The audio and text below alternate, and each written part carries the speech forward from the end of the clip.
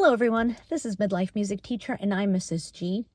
And as a music teacher in an elementary school with about 600 students, I'm going to share with you in this video how I build relationships with my students, so many of them, and I only see them once a week.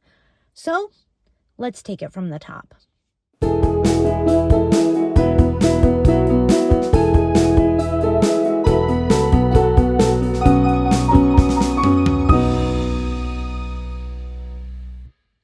When it comes to building relationships with students, in my opinion, and what I share with student teachers, is that in many ways, that is the most important thing.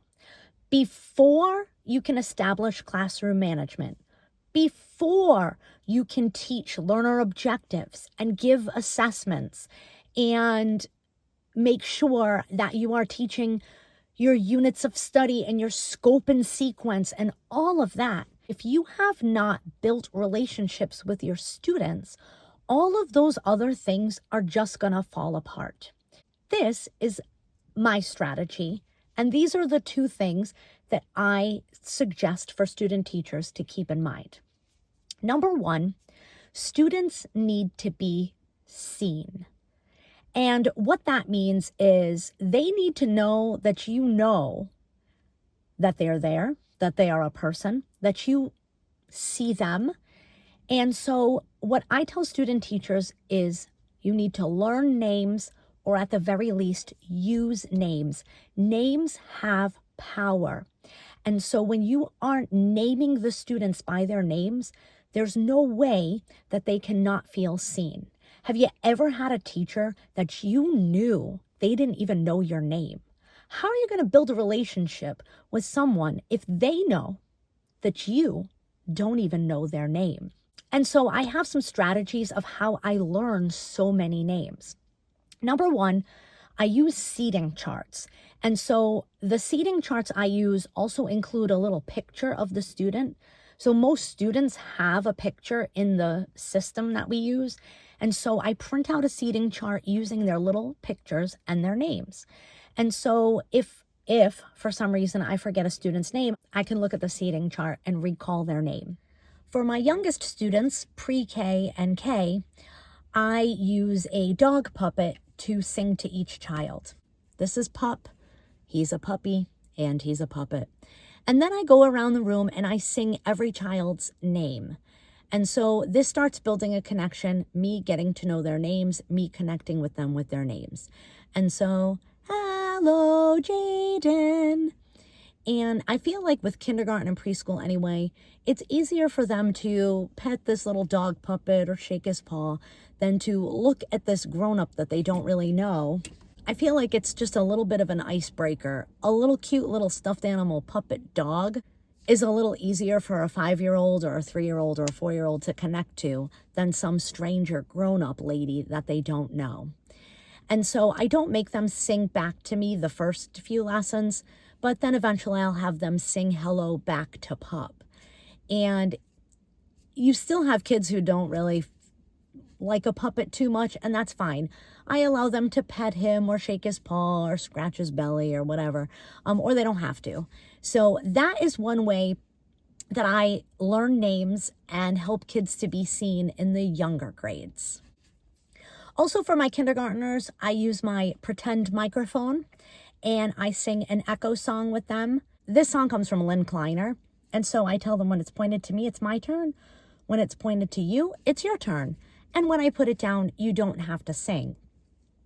This is a concept that we talk about in kindergarten. So the first few lessons of us singing the song, it's a little bit of a foreign concept, but, and if the kids sing when they're not supposed to, it doesn't matter to me.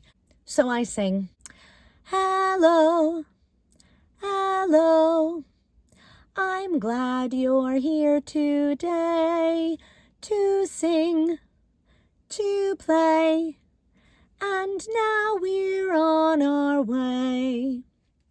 My first and second grade class, we sing the echo song, Hello There. Hello there, how are you? It's so good to see you.